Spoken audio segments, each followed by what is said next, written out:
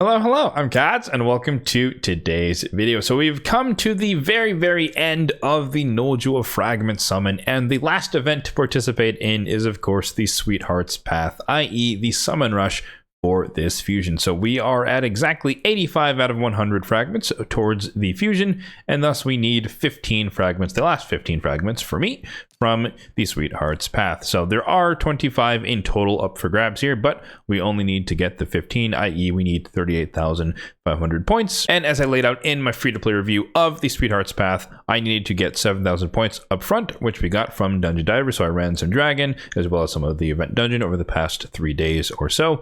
And then 7 Sacreds will get us the rest of the way towards the 15 fragments. Popping over to the portal, let's take a look at the overall shard count on my account at the moment. We have 424 on the Ancients, 202 on the Voids, 29 on the Primals, and then 67 on the Sacreds, which of course we'll be diving into today. It is odd that they've brought back the double progressive chance event, or slots, I should say, 2 slots for progressive chance events. It's been 1 slot for the longest time, because initially people I think they started off with 3. People complained that it kind of lowered your odds of getting the individual one, which it does slightly, but I digress. Anyways, there are 2 slots, so I picked 2. In my case, Rotos, I'll explain in a bit. Sissy of Flame Tongue, I don't have her, so she would be new on my account, and she just kind of seems useful for some of those niche challenge tournaments and kind of, you know, the HP burn activation for the faction. But Rotos is an interesting story. In my case, I have tons of Rotoses. I literally have 4 copies of Rotos currently, and a lot of them are taking up slots in Faction Guardian. So realistically, I would love to free my Rotos from the Faction Guardian prison. That way I can start empowering my Rotos, at least to +2. So a duplicate Undead Horde would be like the best thing ever. But obviously, if I were to get a 4th copy of Rotos, that would future-proof myself for a +4 empowered Rotos. So I'm not opposed to getting the 4th and final Rotos for my account for the time being, but obviously, like I said, I would like to, I have a +2 if I can just replace the slot here, because the 10 speed on my Siffy is not worth sacrificing, unfortunately. So yeah, that's the logic behind my selections this go round. Let's pop up my Mercy tracker. If you would like to use a copy of this, the link will be in the description box down below. Our focus point is going to be here in this section, the Sacred portion, and so we are 7 Sacreds towards Mercy. We're going to be pulling 7 more Sacreds, so we could enter Mercy, we could get a Legendary. Who knows what's going to happen here, but nothing is guaranteed, I guess, at this point is kind of the main takeaway. And then, of course, as is tradition around here, when we have a featured champion who is at least moderately desirable, we kind of skip my wish list. So let's not talk about any other legendaries and focus in on these 2 here, if we happen to get a legendary at all. But of course, we are going to get some epics along the way, so any useful epics, any useful duplicate epics for empowerment will be useful as well. So without further ado, let's dive right in. We have 7 Sacreds to go. We're pulling from 67 down to 60, and we started off with an epic, a Delver, notable after a buff maybe like 3 years ago now, but she does have a chance to place decreased defense, or maybe it was the other ability. Yeah, this ability here, increased attack on herself, and then a 75% chance of placing decreased defense, which is kind of meh. Obviously, you know, Madame Saris and Lydia are better options for Dark Elf, so relatively underwhelming champion, unfortunately. So 1 Sacred down, 2 Sacreds down. Nazana, I love to see Nazana.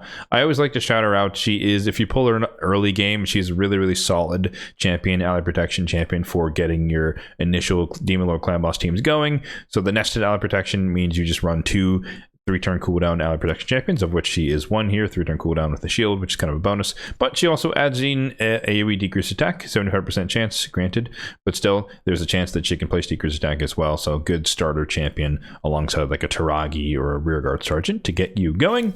Sacred number 3, AoE on the A1 as well for Nazana for a stun set capabilities. Chani, underwhelming champion. Moving on. Yeah, it's been a while since we've seen like a string of underwhelming epics, but maybe today. Nope, I guess today's not the day. Hoskril, he's kind of fallen by the wayside nowadays, but he's still notable for having a potential to AoE stun here. 75% chance on an AoE for an epic is decent. It's not great, but it is decent. And he's also immune to stun, and he can cleanse stuns with his A3, or yeah, A3 granted. It's on a 4-turn cooldown, so pretty useful. An old actually fragment summon back when they used to do epic fusion events, and I'm kind of glad they kind of stopped with that, because epics are relatively underwhelming. Sakara, one of the librarian sisters, not much to say about her. She's like probably one of the worst of the bunch. Her and Maeve are kind of tied, I guess, for the worst.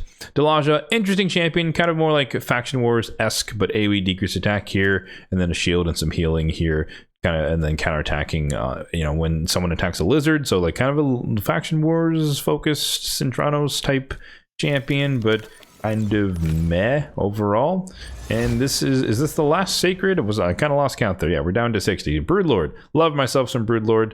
I shouted him out a long time ago, but mainly for this passive here. Whenever this champion is attacked, or whenever allies under ally protection are attacked, has a 30%, books up to a 45% chance of placing decreased speed. So you throw him in the team with like a Jereg, and he can basically keep up decreased speed 100% of the time against the Iron Twins, and then you build a team around that, and it's pretty fun to see him in action. Though that style of team is effectively mimicking what Lord Chamfort does on his own with 2 champions, but that is kind of the nature of epic champions in the game, so to speak. You could also just run him by himself for that role, but it's just it's a lot higher chance when everyone has ally protection, plus a chance from him just being attacked. So there you go, 7 Sacreds down the drain, quick and clean. And yeah, as expected, we didn't really expect to get a legendary, but you know what, it was a nice thought to think about the +4 Rotos that could have been in my future. That does mean that we are officially in Sacred Mercy, so I could hold off for a Sacred Pogo. However, we just had one, I think, last month, so the odds of another one being relatively soon might be slim, but nonetheless, I'll keep watch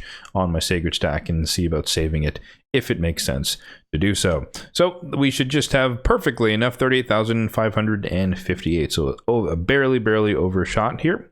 So let's go with the rank charms. We got to go down both sides anyway, so it doesn't really matter the order. So arbitrarily, I've chosen the right side here. We do love the Chaos Ore. That is good. I do have to get the key. And then we need to come down the left-hand side as well. Get all of these. We do love the Chaos Ore. I like the dust as well. 15, and then we can end it off here. Open the keys, and then boom. 5, 5, and 5, so a grand total of 15 with only 58 points overshoot, which is pretty darn impressive if I do say so myself. So like literally just ran the perfect amount of dungeons more or less, or had enough energy to do so without really having to. I actually didn't spend any gems on energy, so I just happened to have enough already from the daily accrual and whatnot. So the Noldua fusion is complete as of right now. So stay tuned for my community tab page. I will be posting my post-fusion summary for those of you who enjoy reading through that, talking about the delta in the resources from the beginning to the end in terms of shards, gems, and silver. I personally will not be summoning her just yet. I'll wait probably until next weekend when there is presumably another champion chase and get my 500 points of credit. I do plan to at least try her out in hard mode Faction Wars. Actually, I think Dark Elves was open today.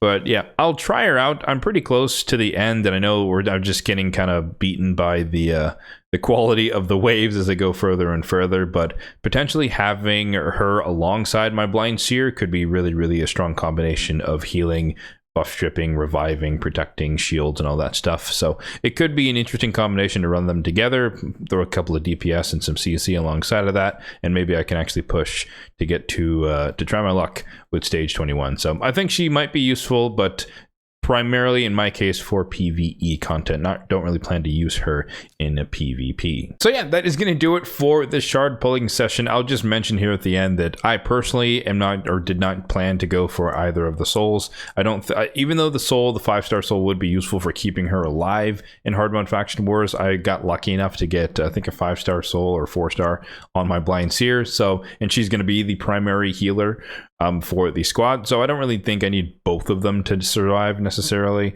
So who knows, even if I do happen to regret that decision, I could always farm her up maybe to 2 to 3-star and call it a day there. But yeah, pulling the whatever I would need to do to get 60 more thousand points just doesn't feel worth it. Then of course Solinar, no idea if he's going to be guaranteed at all, so I don't want to waste too much resources going for a soul for a champion that I may never actually get. Let me know in the comment section down below if you were also pulling for the Sweetheart's Path, and of course let me know what you got from your shards, and let me know what type of shards you did end up pulling, because of course it's a summon rush, you kind of can mix and match depending upon your individual needs. As always, if you did enjoy this video, then be sure to hit that like button down below. It really does help out the channel, and feel free to hit the subscribe button down below as well, if and only if you're enjoying the content overall on this channel for more content just like this one in the future. Thanks for watching and have a good one.